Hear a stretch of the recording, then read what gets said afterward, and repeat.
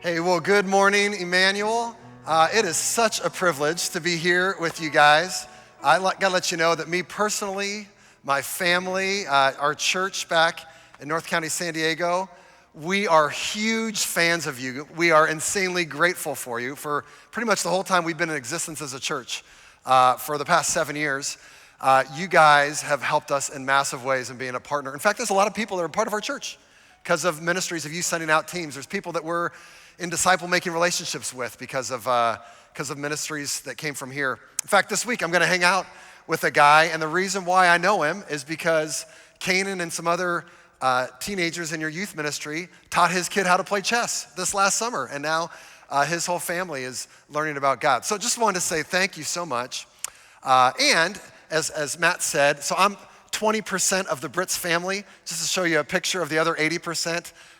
We have a picture there. There's my wife, Rachel, and then our kids, Jaden, Jordan, and Josie. We adopted Jaden and Jordan through the foster care system after 9 years of infertility. And then 3 weeks after bringing Jordan home, we finally got pregnant with Josie. And so that's our family. When me and the kids hang out, we're the J Crew. We sometimes welcome Rachel in. We call her J-Rachel, so she can be a part of what we're doing. And I was asked to come speak on, honestly, my maybe most impactful passage in the whole Bible for me. And I know it's a big deal for you guys as well, because I look around this room, I only see, at least I can see, one verse that's on the wall, and I get to preach from that passage today. And this is a passage known as the Great Commission that is in every one of the Gospels, which is Matthew, Mark, Luke, John, the accounts of the life of Jesus. It's in the book of Acts, and then really the book of Acts, the story of what happens next, is really people living out the passage that we're gonna study today. So if you got a Bible or you got a phone with a Bible on it, hey, I want you to turn to it. Matthew 28, I'm gonna reading verses 16 through 20, and I think this is huge. Whether this is your first time here and you're brand new to this whole God, Church, Jesus thing, or you've been coming to Immanuel since 1948, I think this is for you. Here's what it says. Then the 11 disciples went to Galilee to the mountain where Jesus had told them to go. When they saw him, they worshiped him, but some doubted. Then Jesus came to them and said, "All authority in heaven and on earth has been given to me. Therefore, go and make disciples of all nations, baptizing them in the name of the Father and the Son and the Holy Spirit, and teaching them to obey everything I've commanded you. And surely I'm with you always to the very end of the age." Now, you guys know this, that there's a big difference between knowing something and actually doing something, right? Or knowing, or maybe even having memorized a command from God and actually living it out in your daily life.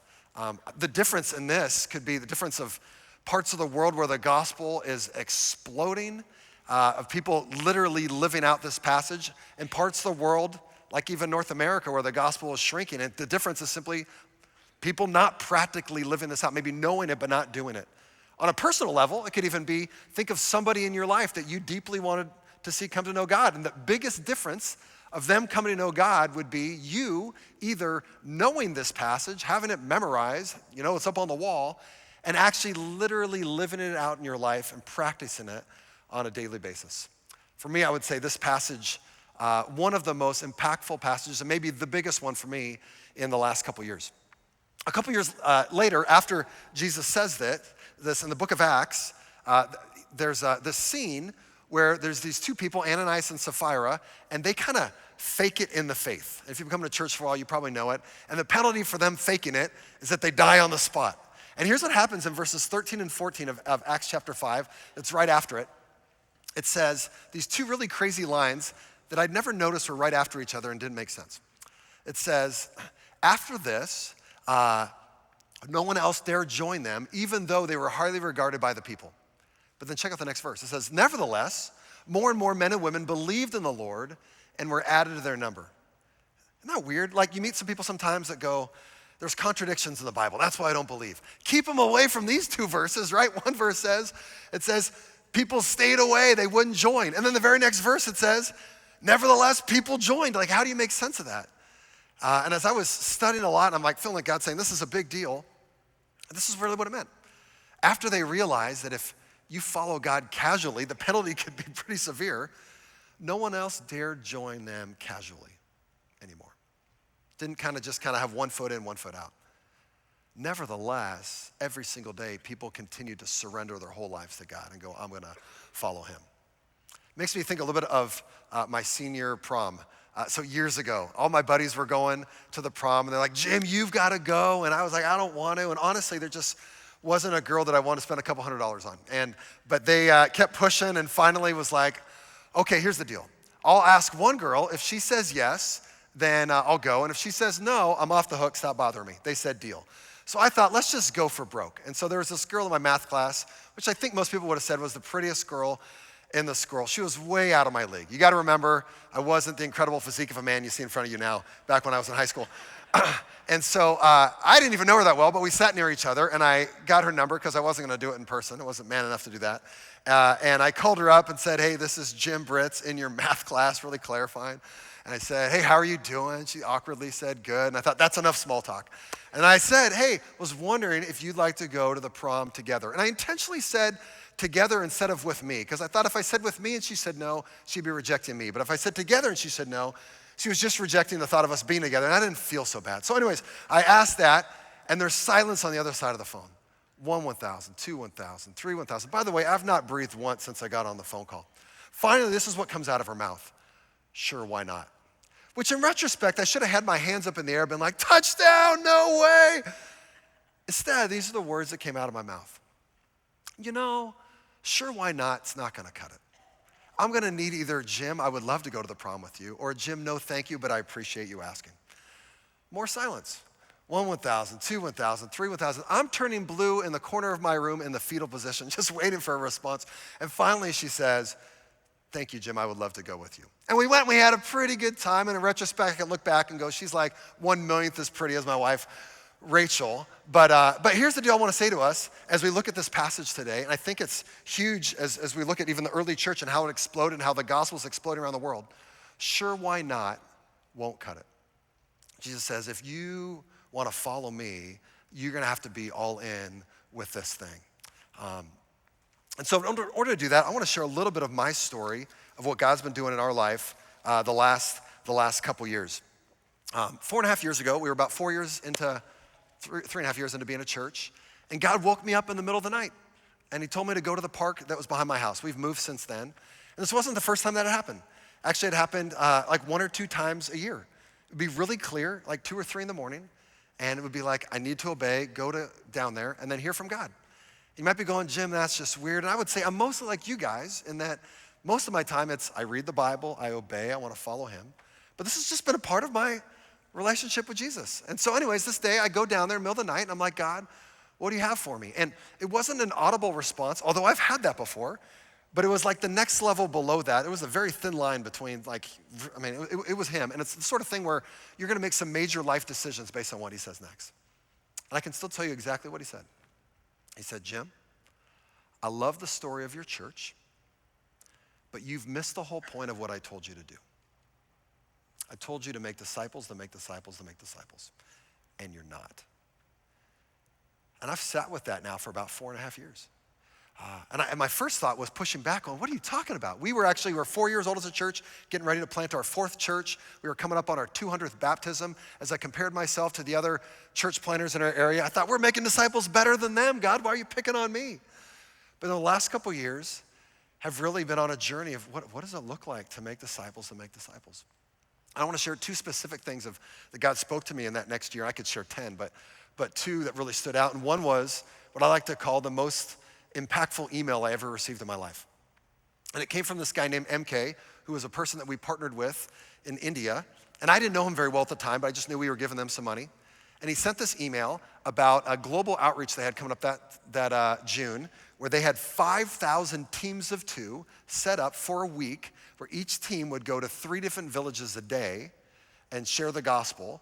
And so over the course of the week, 5,000 teams of 2 would share with 21 unreached villages all throughout India. And he said, what we found on average on this trip is that about 100 people hear the gospel in each village.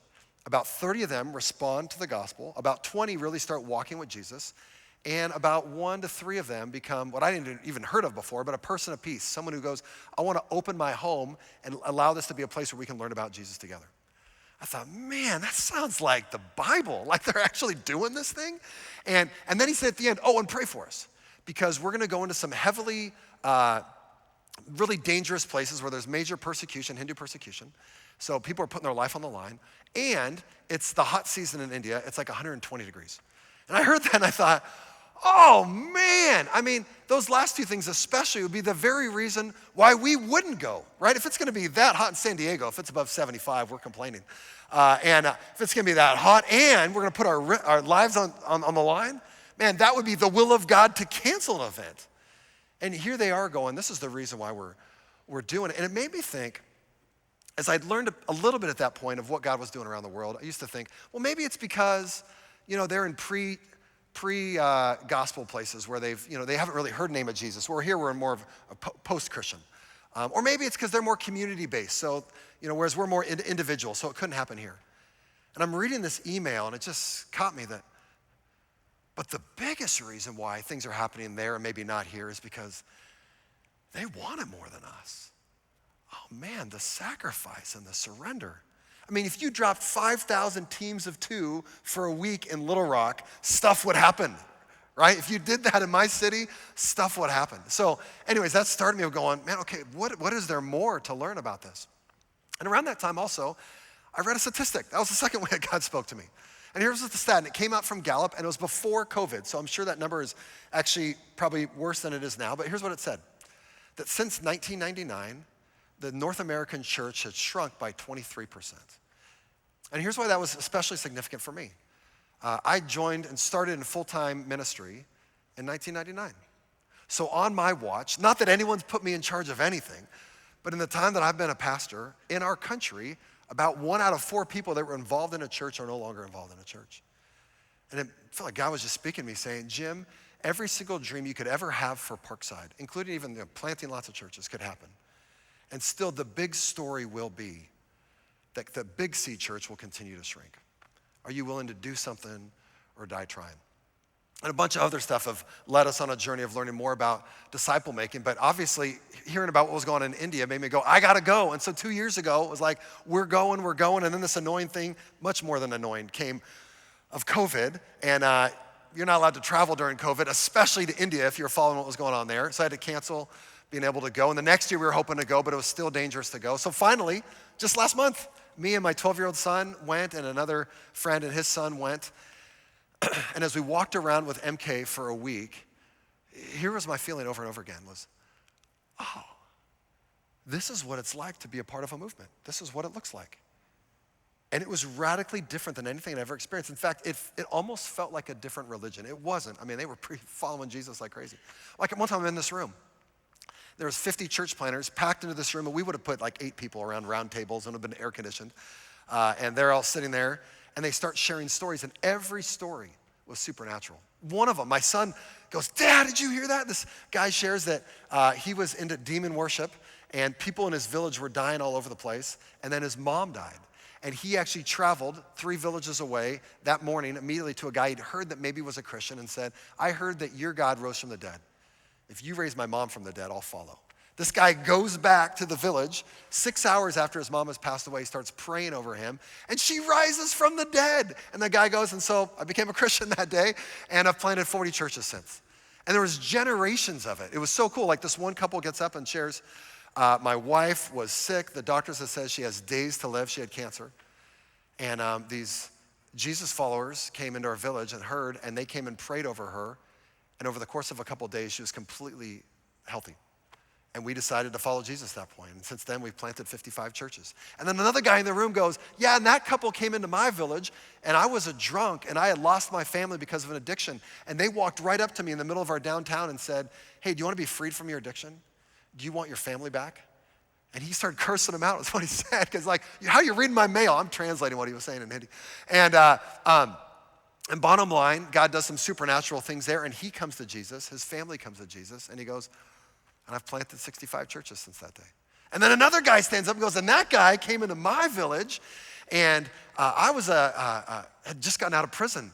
I had murdered 4 people and was in prison for 10 years, got out and was depressed and was suicidal, not knowing what I was gonna do with my life. And this guy walks up to me, and some supernatural stuff that can only be of God happened. This guy says, I gave my life to Christ. I'm now a master trainer and have planted like 67 churches. And you're just going, oh my, this is unbelievable. This group of 50 people in a room had planted, check this out. We kept track. My son had a calculator out. We were writing it down. 1,163 churches, this group of 50, and most of them were younger than me, meaning they were just getting going. We were in this other room the next day, 200 church planters, and most of them were new, like in their first 3 months. I remember this woman gets up, and she goes, I've got 5 young kids, and my husband died last month. But we're working on our second church plant, and it's in a dangerous area. Would you pray for us to have boldness? I thought, I will never complain again in my life. This other woman gets up and goes, my husband is paralyzed from the neck down, but we're planting churches in this area. Would you give us strength? It's difficult. Man, just the faith was amazing. The next day after that, we baptized, and they said, Jim, will you do the baptisms? I baptized 252 people. I thought, man, was this some kind of special holiday? You guys waited for us to come? Well, they said, well, it's a Friday. No way. My partner yesterday, he emailed me yesterday. He said, hey, we baptized 257 people. Just wanted to celebrate with you. That's what they do every week. He just shares with those things. So I came back just so inspired of what God was doing in that part of the world. And when I would hang out with MK, I would pick his brain. How could you not? Like, well, what are you learning? What are you doing that we're not doing, And here's his main answer he'd say, Jim, it's all about the Great Commission, the verses we just read. He said, you got to press into it. You got to learn how to obey it, really do it. And I remember responding going, well, that's not the right answer because I know the Great Commission. I have it memorized. We're already doing it and it's not working. And he just kept saying, Jim, press into it, really obey it. That's all that we're doing. So that's what I want to do. Next couple minutes, I just want to walk through just a couple simple things that I missed on my first time around on the Great Commission. I could share way more, but I want to share just 5 simple ones with you that I think could have a big impact if we obey. So here they are. If you're taking notes, you write these down, or at least maybe some underline in your Bible.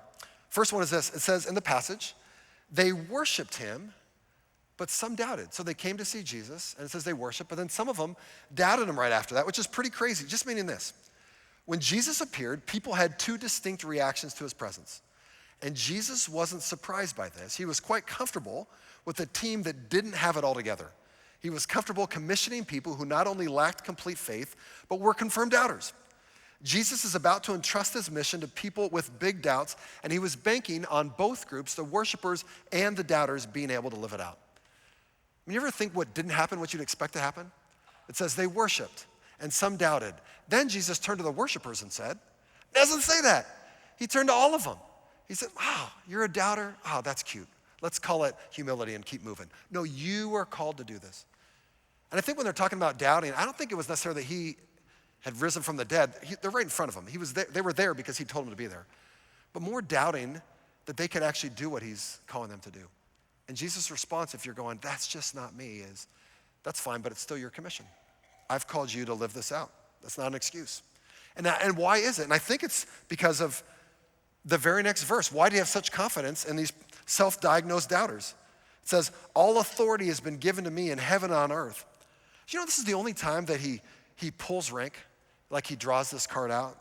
He says up to this point, he may have used his power for miracles, but he's never directly asserts his position of prominence over the whole universe, saying, I'm in charge, I can be trusted, you can do this. And here's a critical question I think we have to ask. Who's capable of making disciples according to Jesus? And in some ways we could say, well, nobody. But in other ways, he would say, everybody, because it's not about you. He's saying it's about the authority that I have that I've put inside of you. So regardless of where you're at, hey, my authority is in you, and now you have the ability to actually live this out and make disciples. It's kind of like a couple years ago, we were doing a missions trip on Camp Pendleton, so in our hometown, and we'll borrow vans from parents in the church. And I brought a van of a kid whose dad was a colonel in the Marines. And the first time I drove on the base driving his van, everyone at the gate immediately just did this huge salute, like everyone around. I'm like, what is going on here? And his son was in the car and he goes, oh yeah, there's a sticker on our van that says what rank my dad is. And so everybody does that when they see that. It's like, That's pretty cool. So the next time I'm driving on, I got like 8 kids in the van, and I'm guys, watch this, watch this, watch this. We drive right through. Everyone's like, boom, boom, boom, and I'm like, bah! They think I'm a colonel. Come on. But this idea of we have the authority of Jesus. I didn't do anything to earn being a colonel, although they treated me like that. We have that authority as we're going forward. That kind of confidence to move. So that's the first one. They worshiped him, but some doubted. And he says, regardless, you go make disciples. And here's the next part. Go and make disciples of all nations and baptize them. We'll stop there. Jesus couldn't conceive of his disciples not going. This is what they've been trained to do the last 3.5 years. I think a lot of times in our culture, what we do is we actually call the person who doesn't know Jesus to actually be the missionary. Meaning, if you want to know Jesus, here's what you have to do. You have to leave your comfort zone of your home. You got to go to a building you've never been before. You got to go meet a bunch of people you've never met. You got to do a bunch of crazy things that you've never been a part of before. If you want to jump through all those hurdles, then maybe you can be able to find God. The problem is that Jesus doesn't say that that's the role of the person seeking after God. That's the role for us. We're the one that's supposed to go and cross barriers and get out of our comfort zone to do that. In our area, I'm sure numbers are a little different here, but about 60 to 65% of people have said in every survey, I'm not going to church and I never will.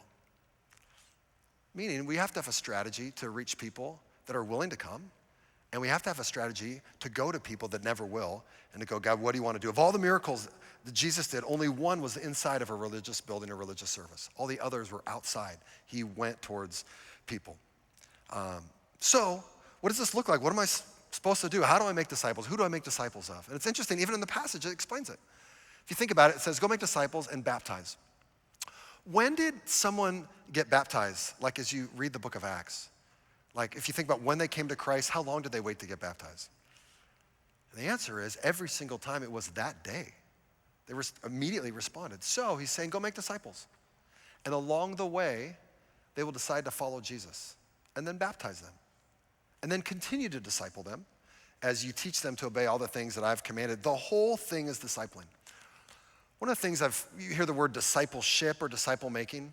I'm not sure this is official, but this is just how as I hear from people, here's the difference. Discipleship is often a program within a church. Here's what our church does to help Christians grow in their faith. And that's a great thing. Go with discipleship. Disciple making is the commission for every single Jesus follower to actually pour into people wherever they're at in their spiritual journey, oftentimes not knowing God at all, and to help them now grow, come to Jesus and come in their faith. This has been huge for me. Here's what it means, is that we actually disciple people to conversion. Meaning you find people that don't know God, and you're discipling them before they even know that you're discipling them. You're actually helping them grow in their faith long before they ever be able to step foot in a church. It's so exciting seeing this throughout our church. Let me give you one example for me. This was Thursday. I was at Denny's hanging out with a new friend, and our waitress walks up and she says, gives us our food. And I said, hey, we're gonna pray for our meal here. Is there any way we could pray for you as we're praying for our meal? And she said, yeah, I've got 3 friends who have cancer. And so obviously pray for them. And it's been really heavy for me as I'm walking along life with them. Deal, yeah, we'll pray for that. As she comes back, her name was Angelica, to give us the bill. I said, hey, we prayed for them. And can I share a story with you that I think would encourage you? And then maybe you could share with your friends who have cancer and others who are impacted by this? She said, yeah, sure. I said, it's a story from the Bible. And I shared the story of Jesus calms the storm. And we're gonna actually talk about that a little bit later. But shared this 30-second story. And she's like, I've never heard that story before. And I said, well, what does that story teach you about Jesus? And she said, it seems like if I've got stress in my life, Jesus is one that could bring peace into a crisis. I said, man, that's profound. I said, how could you apply this story to your life? She said, I don't know, maybe I need to pray in moments where I'm stressed or hurting from my friends. I said, man, that's awesome. I go, could you pass this story on to your friends? And I go, and what if it went well with your friends and they were interested? What if we exchanged texts, and then after you share it with your friends, text me and tell me how it went, and I'll tell you another story. And now you can start learning more about God, and you can then pass it on to your friends, and you can all start growing together. And as I say that, this woman who I'd never met before in a very busy Denny's starts crying. This is on Thursday. And I go, Angelica, what's going on? And she said, Jim, I've known for a while that I need God in my life. But my life is so packed. I'm doing everything I can just to stay afloat. I have no margin. I'm just trying to put food on the table for my family. And I'm blown away that God would actually send someone into my restaurant to enable me to learn about him in the middle of my crazy life. Yes, here's my phone number. Yes, I'll share it with my friends. Yes, I want to learn from God. That's this idea of going, he's saying, man, go out and make disciples. Angelica doesn't know Jesus yet, but she's in the process of doing it. She texted me later that day and said, I'm excited about sharing these stories with my friends. I play soccer with some guys every Tuesday. All of them are Spanish speakers. So today was day 566 of Duolingo Spanish in a row. I'm getting there, getting bilingual. Anyways, a lot of these guys, they've never gone to church, but they know each week I come and we're gonna walk through a story, and these guys are learning about God through that. And I believe a church is gonna come through this. Here's the next one. It says, so go make disciples, and it says, and baptize. So according to the Great Commission, the goal for every church is that every person would baptize someone they're discipling and then watch them baptize others. Let me say that again, because if this is every church, that means this is true for this church. This is true for you. According to what you have written on your wall right there, the goal is that every person would baptize someone they are discipling and then watch them baptize others. You might be going, well, that's a ridiculous goal. I mean, for me, that wasn't even on my radar, but it was interesting when we were in India. MK would walk into a house church of 20 people that were like mostly newer Christians. He'd say, stand up. Hey, I just want to go around and see, how many people have you discipled and then baptized? And they'd give a number. And he'd come to somebody and they'd go, 0. And he'd be like, okay, that's no problem. Who in your life do you think needs Jesus? And they'd share some people. And he'd go, when are you going to share with them? Today? Great, let's pray for you right now. Can you imagine us doing that in our churches? Nobody would like that. First of all, I think probably because it'd be a guilt trip. I'm like, it's making me look bad. But if you really want to live this out, it's people going, okay, I get it. This is what God's called me to do. So in our church, we're trying to learn. It's less about how do we celebrate baptisms on a Sunday, although we should keep doing that. And I heard we do that here all the time. That's awesome. But more about even, hey, we celebrate on Sundays hearing the stories of people baptizing people in apartment complex pools and in backyards and in lakes all throughout the week. That's what he's calling people to do here. There's a woman in our church named Norma who came to Christ at Parkside. And she's now discipling this one person who's then discipling, who's helping the whole family come to Jesus. And someday, really, really soon, Norma's gonna get in a pool with these people. And she's gonna baptize the mom and get out of the way and watch the mom then baptize the rest of the family. Because they're all like deciding to follow Jesus. Here's another thing from this passage. It says, teach them to obey everything I've commanded. So how do you do that? Teaching, I think, is not about necessarily just communicating information, but it's helping them obey, helping them actually live this out, helping them become more like Jesus, meaning it's modeling and it's accountability and it's way more difficult and slower and annoying. But notice in this passage, does Jesus just command them to make disciples? He actually commands them to more, because if it says, teach them to obey everything I've commanded, well, what does everything include? Everything includes everything, including what was just said the verse before of make disciples, meaning, so I'm supposed to make disciples of people who will then go make disciples of people. So my role is actually not just to make disciples, my role is to make disciple makers. And where there's movements, and if we're living out the Great Commission, this is what he's called us to do. So it's not just to help people mature in their spiritual journeys. If you're a Jesus follower, he's called you to make disciples, And for me, personally, I would have said a couple years ago, I've got a long list of people that I've made disciples of. But that list got a lot shorter when it was, and how many of them have then gone on to make disciples? And it got embarrassing when I thought about, and then some of them and what they've done to pass on to others. And do you know where there's movements around the world? Here's how they define it. It's fourth generation churches. Meaning it's churches planting churches, planting churches, planting churches. Because they found when you get to the fourth generation, it can self-sustain itself without even the original church. So just this idea of going, hey, God's called all of us to do this and to pass it on. To not just help my kids grow in their faith, how do I help my kids grow in their faith so they can pass this on to other people as well? And here's my last one. He says, surely I'll be with you to the end of the age. Let's ask the question of, what do you think that felt like for the disciples? Like for the last 3.5 years, I think that felt like for them that Jesus is walking with us. Jesus, I have a question. They'd turn to him and they'd ask him the question. What did Jesus mean? What did he hope it would feel like for them going forward as he would go back to heaven? And I think the answer is the same.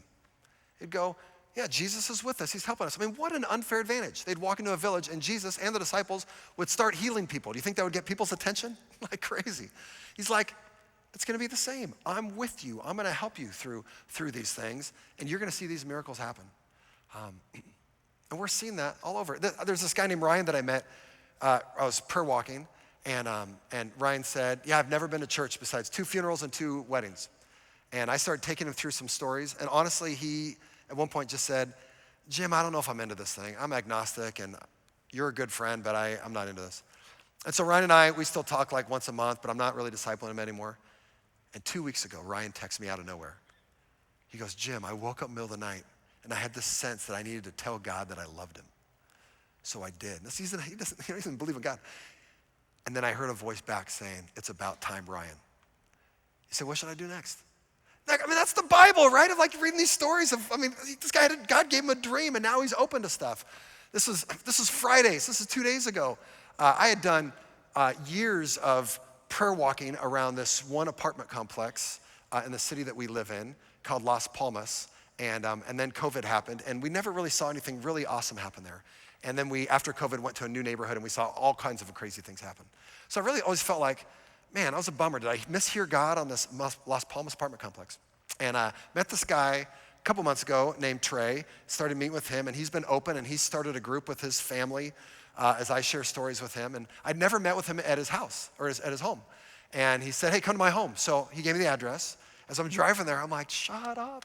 He lives in the Las Palmas apartment complex. I'm like, no way. And I go there and I go, hey, we used to do ministry here all the time. He said, yeah, my son used to do that stuff that you guys had. I was in prison during that time, but thanks for taking care of my son.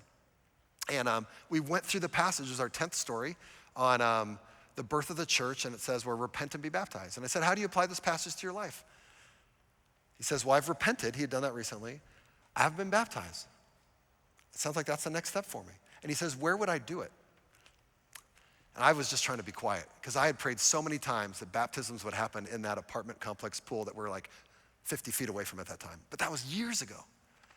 He goes, like, can I get baptized in that pool there? And then like baptize my family? Yeah, that's allowed. Like, so God he like the stuff that even we've given up on from back in the day. He goes, man, I'm with you. I'm walking with you. I want to bring that back to life. He's doing that all over the place. And the last part, then it says this, and do this to the end of the age, which I thought meant like do this until I die. But that's actually really Jim-centric focus of the verse, right? Really what I think he's saying is if you'll live this out, the end of the age is going to come even sooner. Did you know there's groups that believe that there will be a movement catalyst in every single people group on the planet by 2025, 3 years from now. And there'll be a church in every single people group on the planet, they believe, at the latest by 2033, which is the 2,000-year anniversary of the Great Commission. So in our lifetime, this sort of thing is going to happen. He's going, man, if you'll live this out, man, I'm coming back. So I'm an expert at getting challenged to do stuff and doing nothing about it. I don't know if any of you guys are. I'll hear a message on Sunday and be like, oh, that's good. And then Wednesday, like, you forget what it was about. And I preached it, you know? So it's easy to just kind of get in the habit of doing that. So I want to help you with, hey, how can I practically take a step in living this out? And I just want to share one thing that we do, and I'm going to have you practice it, and then we're going to pray over this. I'm going to share with you the story that I shared with Angelica in Denny's. And then I'm going to tell you how to say it in your own words, and then you're going to practice with the person next to you. This is Jesus calms the storm. It's found in Mark 4, starting in verse 35. It says this.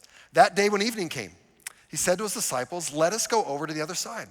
Leaving the crowd behind, they took him along just as he was in the boat. There were also other boats with them. A furious squall came up, and the waves broke over the boat so that it was nearly swamped.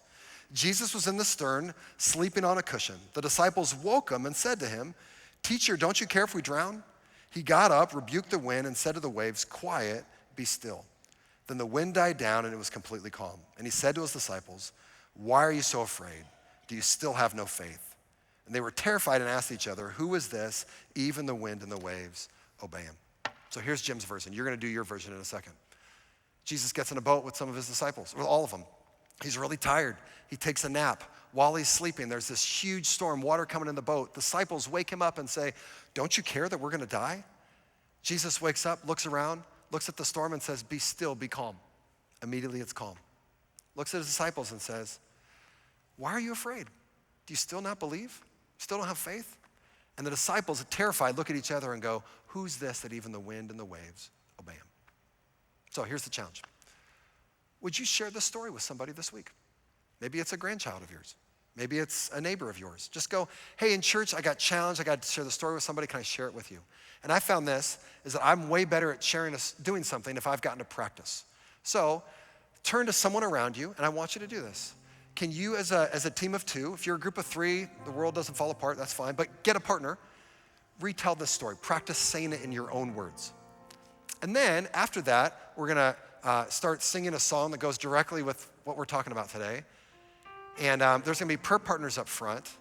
And I want you to ask, God, who do you want me to share this story with this week? I'm gonna actually obey the Great Commission this week. And then would you find one of these prayer partners, or if there's too many people, because I think if there's free prayer, you should get it. Turn to the person next to you and say, will you pray for me that I share this story with fill in the blank? All over the room, we want people praying that we'd have the boldness to share this with someone this week. Is that cool? Does that make sense? So turn to the person next to you, just start telling them, I got a story to tell you. Practice this. I want everybody practicing this thing. When the song starts, if you're not done telling the story, just keep on telling it. And then come on up and ask for prayer, or someone get prayer that you're gonna share it this week. Thank you so much.